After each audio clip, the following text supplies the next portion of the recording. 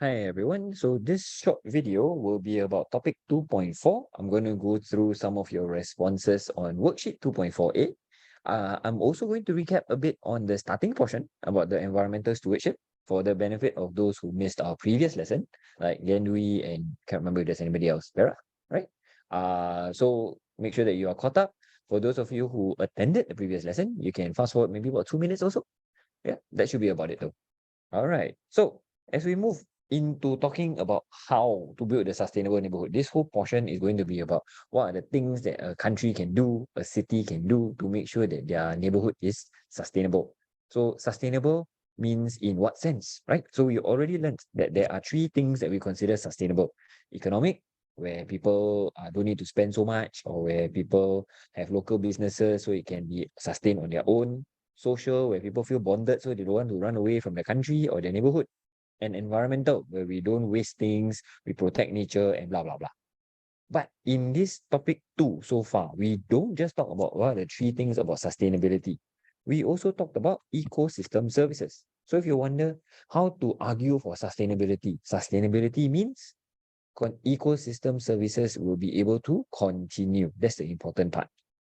Okay, then we also talked about hazards, right? Like the fire, the traffic pollution, the traffic and air pollution and stuff like that. So again, a sustainable neighborhood is one where the hazards are manageable so that it doesn't harm the residents.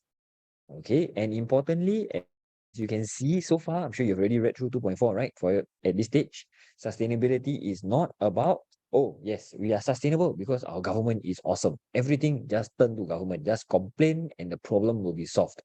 So sustainable also means it has to be done by the residents themselves. Okay, so we go into the different aspects. So we have the three: environmental stewardship, disaster management, and building community resilience. For each one of them, this is what you should argue towards your link. Okay, and for each one of them, you also have your example, although in this case, don't have details yet. Okay, remember, example means name and a relevant fact or figure. So in this case, the relevant fact is going to be something we're going to talk about later. Okay. So given these ones, we also talked about what are the possible arguments that you can use in your in understanding these factors when you're writing about them. Why this one don't let me go next? Never mind, I swipe. There you go. Okay, so each one has its own set of arguments. By now, my expectation is you would have labeled them in each of the different sections. So you should know how to, at least when you revise, when you create your notes, everything is organized rather than you just see a whole mess of words and you don't know what each point is for. Okay, so as we move on and we go into the individual topics, again, this thing is not letting me go next. Why? Oh, legit, it is stuck. Oh my goodness.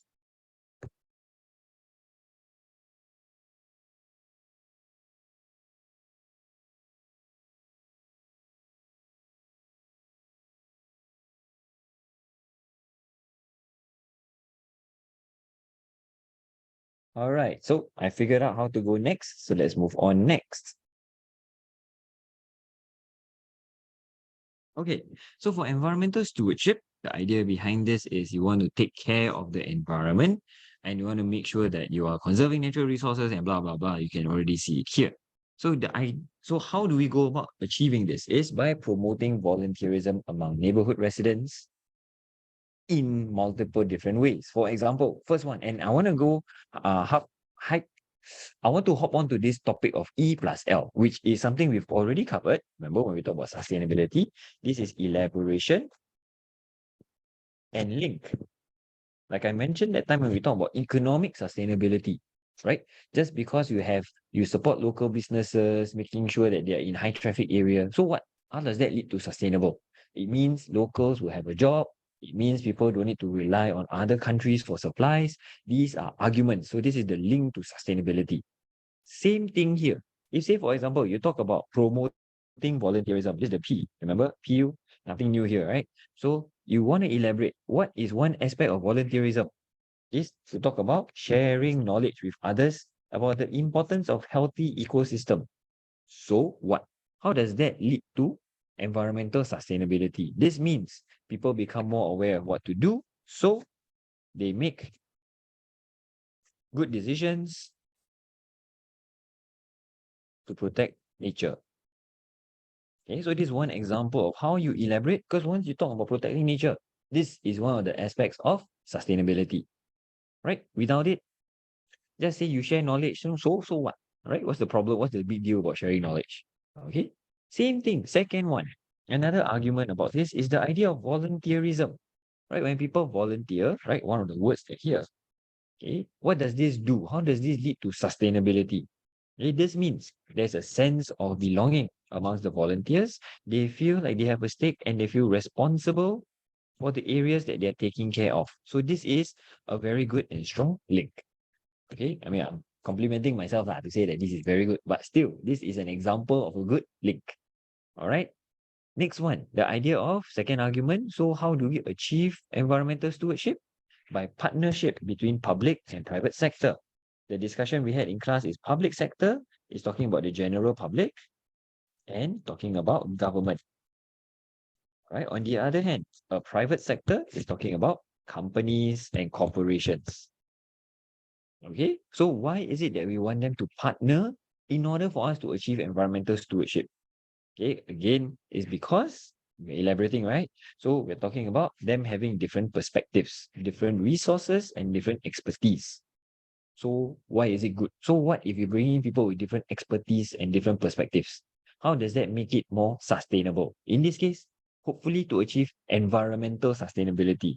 It means there is different perspective, so it's more inclusive of everyone's needs. Right? This leads, or maybe not so much environmental actually, this will be a bit more social sustainability. Right? Where everybody's needs are met. If you're trying to think about how to make it into environmental sustainability, imagine if there is private and public, that means there is more funding. All right, with more expertise, that also means the thing will be more successful in protecting the environment in whatever the project might be. Yeah. So with this leads to environmental sustainability. Also, this will be more long term. Okay, this will come into fruition soon, but this is more long term, meaning in the long run, if you just to do this a once-off activity, say you and your group of friends decide to do something to protect the environment, that's going to be very short term.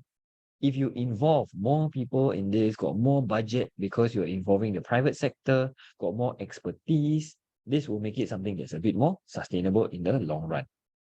So you can see here, okay, what I see in your answer, written answer as I'm marking this, a lot of you already go straight into the example. No issue, perfectly fine. As long as you know an example, it needs to have relevant details. Because a lot of you just talk about, oh, MPark does this. So what's the thing? What's the big deal? Everybody also can say, I did this, right? If NParks were to do something, give me the name of a program, such as Friends of the Parks. That's needed. I'm telling you, must be there. Okay. Or if we're talking about NEA, the National Environment Agency, what is it that they do? Okay, engagement on the importance of waste recycling. Okay, quite a number of you actually brought this point up. So what's the big deal about this then? Right? By bringing this up, it still doesn't necessarily mean sustainable. Okay, by making sure the residents know what to recycle, this means, this means there will be less waste. So less resource use. Resource use from the environment, which makes things more sustainable. Right? So this is the key points, and I hope you've been annotating. For those of you who attended the previous lesson, you realize I'm covering example here, something that I didn't do that day.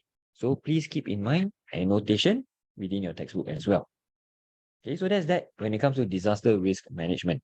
Then we move on to talk for environmental stewardship. Then we talk about the next part, which is disaster risk management.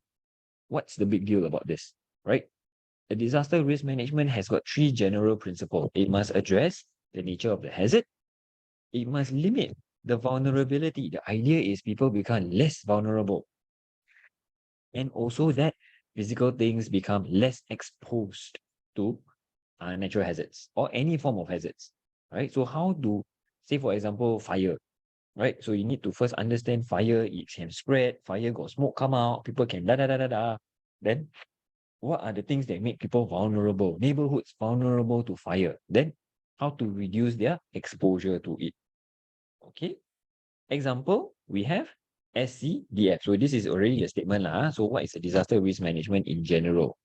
The example is we have Singapore SCDF with their comprehensive disaster risk management. Okay.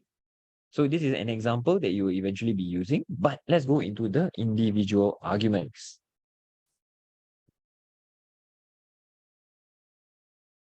All right, so for disaster risk management, so we have these two arguments: improving the residents' emergency preparedness to respond to hazards and implementing monitoring and warning system. So you can see, right, these are two separate arguments. What I end up seeing is people are telling me this one and this one both inside this one, which cannot lah. I already separated it out for a reason. I purposely gave a second point here is because I want to see how would you elaborate differently, right? I want to see you be able to understand the technical knowledge and elaborate on it. So add in more details, add in more of your understanding of it. Okay. For example, and a lot of you go straight into, like I said, examples, which is fine. Say if you go straight into the SCDF, the Community Emergency Preparedness Program, which all does all of this, then my question to you would be, so what? Right? How does this lead to sustainability?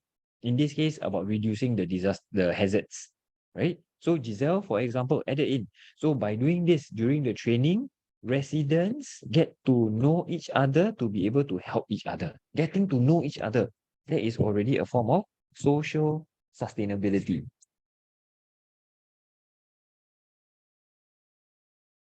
Okay, so in the meantime, while not just reducing hazards, you also is able to achieve social sustainability. So Giselle, well done. Okay, so within this, you can realize, right, it's something similar to what I'm talking about here in my first point. Residents are trained to be able to respond to emergency. Basically, what I'm trying to do is, you see the example, I try to come up with something that's a bit more general, right? But either ways, it's the exact same thing to what Giselle was writing about. My argument, my link is not about social sustainability. It's about having a larger pool of ready rescuers. When there's a larger pool, that means you get to reduce vulnerability, reduce exposure, vulnerability. I'm not spelling also anyhow. Vulnerability. Because there will be more people able to support you. More people to provide first aid, more people to whatever it is. Okay? And similarly, because we're now talking about residents, right? It's not just talking about more people. The other argument is more immediate relief because they are all nearby. It's all within the neighborhood, right? You don't need to wait for, compared to waiting for rescue agencies, which is coming from the fire station from far, far away, right? Okay, all these points, mind you, I'm expecting you to annotate on, huh? So I'll be looking through to make sure that that is done. Okay, so the purpose is for you to get immediate relief. So this is again another link, just as this is a link, just as this is a link. Okay, so there are many ways for you to argue, but the idea is when you're talking about preparing the community, it means more people. Actually, I've ever seen before, another one of your level mates from another class was sharing with me that when you do this, that means your neighbors are the one that's helping you. And your neighbors will know you better than any SCDF officer will ever be. Say, for example, you got special consideration, special needs, your neighbors will know that first. So when they are providing the help, it's better for you compared to if SCDF were to be the one that's providing the help, right? So the whole idea behind this is this leads to better social sustainability. We know our neighbors so well. We're happy with each other. We can support each other. Okay. So these are the kind of arguments that I hope that you're adding in, not just the words that you see here, but also the verbal things that you're hearing. Okay. The second argument is talking about the implementing monitoring and warning system. Okay, so Ryan has been elaborating a bit on talking about this, the fact that there are sirens and strategic points throughout the city and all that stuff. True. Okay, but the idea behind this one thing, how to argue for it, how to say that when you have this warning system, it means that it will lead towards sustainability in the many ways that it could happen. But I mean, you imagine, right? Public warning system, could this possibly lead to environmental sustainability? Of course not. Economic sustainability? Of course not. This one is more of reducing hazard. So you need to show how does having this means it can reduce the hazard. For example, the alert system that we are talking about here, the PWS, It means residents will be aware of impending hazards or the one that is incoming, and importantly, react in time so you reduce exposure by evacuating early, right? This is the link. This is how you argue for how this method is actually going to help people. Okay, in this case, reach sustainability by reducing hazards. Okay. Additionally, by implementing monitoring and warning system, these are all aspects of technology, which is able to make sure that the things are being tracked, right? So you know what you need to do. So you are aware of, actually similar lah. So you are, oh no, what did I do? Okay, so that people become more aware of incoming hazards, right? So that they know what to do. For example, you can end up with similar argument, right? By them evacuating. Okay, so this is disaster risk management. Then we move on to the very last aspect, which is community resilience. So you can see here, right? It's about adapting to recover from impacts of disaster. That means this usually happens after a disaster has already happened, right? We don't consider talking about community resilience if the hazard haven't already happened yet. Okay, so there are two arguments, and I want to bring in some of the, in this case, there's even a limitation that you can talk about. Okay, quite a few of you were able to bring this up. Okay, so the first argument for community resilience, which just based on the term, you already can tell this is all about social sustainability and reducing hazard, right? Reducing the risk of hazard by being resilient, being able to adapt to it. So how? By strengthening relationships among the residents and raising awareness of hazard. You can already see here got 2 points, right? Strengthening relationship and raising awareness. All right. So how do we go about doing this? By having disaster risk management plans. Okay, I think there's an example of a risk management plan, what, the total defense plan or something like that, right? So the idea is it is going to be, there's a plan in place to make sure that it's effective and sustainable. How so? Because of the involvement of the people, changing people's mindset, and ensuring long-term participation from the residents. This is something that Manfred brought up. It might already be inside your textbook itself, but the idea is, how do you ensure long-term participation? By changing the mindset, by making sure that there's a plan involved so you know exactly what you need to do. Okay. If say there is no plan and you just rely on, oh, this area now got an SCDF officer, got 2 police officers that live nearby. So don't worry, the area is protected. What happens if they move out? Not sustainable, right? To rely like that. You need a proper, legit plan. So you know exactly what you need to do in times of hazard. Okay. Second one, residents are also encouraged to get to know their neighbors well.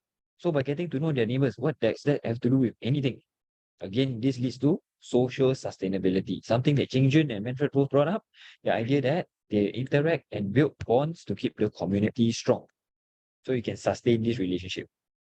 Also, similar to disaster risk management, you can depend on one another during an emergency. Just be careful if you want to bring this here, because this might overlap the argument. All right. So this one is going to be all about building community resilience. Example, the one when COVID-19, when they were able to come together to provide a mask. And again, how does this lead to sustainability? In this case, during reducing the risk of disaster. It means that they're able to help people in need within the neighborhood. So you don't need to rely on government for help because you're able to support one another. Okay? Or you can talk about the fact that people will get to bond while volunteering. This builds social sustainability because they're then more familiar with each other as they work together. Yeah. So this is the E pluses, the good things about it. But in this case, there's also a potential negative, which is a limitation of doing community resilience. In this case, the limitation here is the fact that a community resilience, it depends on people building relationships, but neighbor relations in this case can be highly diverse. What does this mean? Okay, this is something that's from your textbook. Okay, diverse meaning there are some conflicts that may take place. Okay, problematic, for example, conflicts. If there are conflicts that take place, this of course will reduce community resilience. Say, for example, your neighbor is something that someone is very annoying. So you want to help people in the community, but you don't want to help the neighbor. So unfortunate for him or her, right? So then there will be a limit to what can be done. Okay, so this is under community resilience. The last point is talking about the ability to organize themselves. So what do I mean by organizing themselves? So the idea is they are involved in the planning process. Okay, so when you're coming up with a plan, rather than just someone tell you what to do, they are now involved in that planning process itself. And once again, I remind you, as we go through this, my expectation is that you're also highlighting the key points within your textbook as well. Okay, so this is point number 2. So how we go about involved in this, being involved in the planning process. But so what, right? I mean, what's the big deal of being involved? Anybody also can be involved, huh? If you don't involve also, the thing can still be done, right? Government still have to do it anyway. So how does this lead to sustainability? So this shows everyone has a part to play to build in a strong, cohesive nation. Okay, the fact that there's a sense of ownership, sense of responsibility. Okay, so thank you, Marcus, for elaboration. This will be an example of a link that leads to sustainability. Again, this is from the worksheet.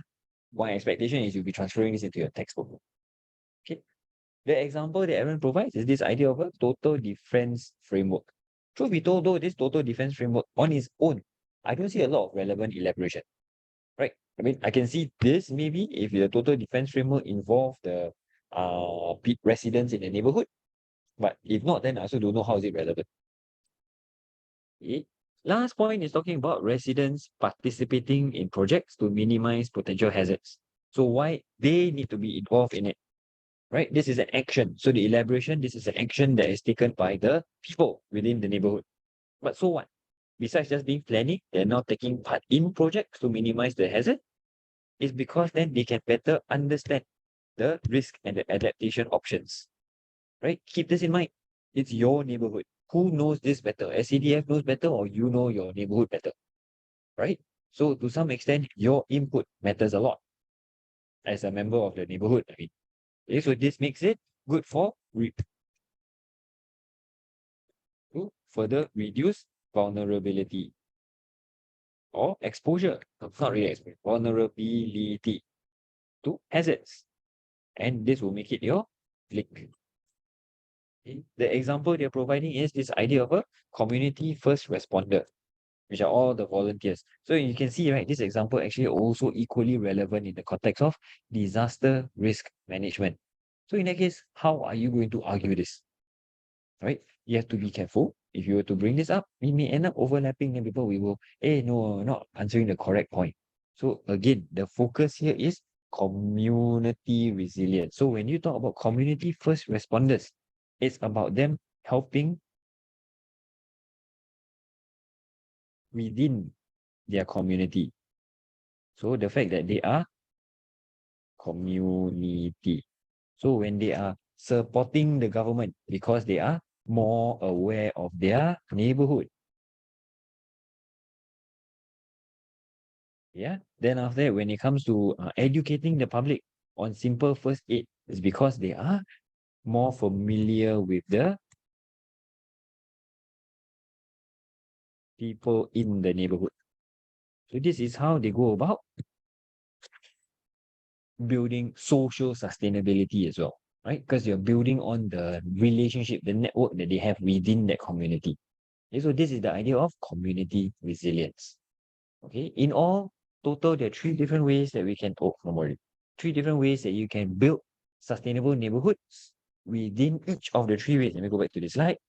Each of the 3 ways, there are multiple ways for you to argue. I know this is a bit dry, like I already mentioned, even during the lesson itself. So I'm using your points rather than just my points, but it is a bit dry. These are just content. Okay, we're going to put them into practice in a different mode soon enough. So when that happens, then you'll be a bit more familiar lah. So that's going to happen in our next lesson together. All right. Okay, so that's all I have for today. Please make sure you've updated your textbook. During lesson time, I will be checking. I may be giving you one more activity. Let's take a look at the instruction in Google Classroom. All right, that's all I have for you guys. Bye-bye.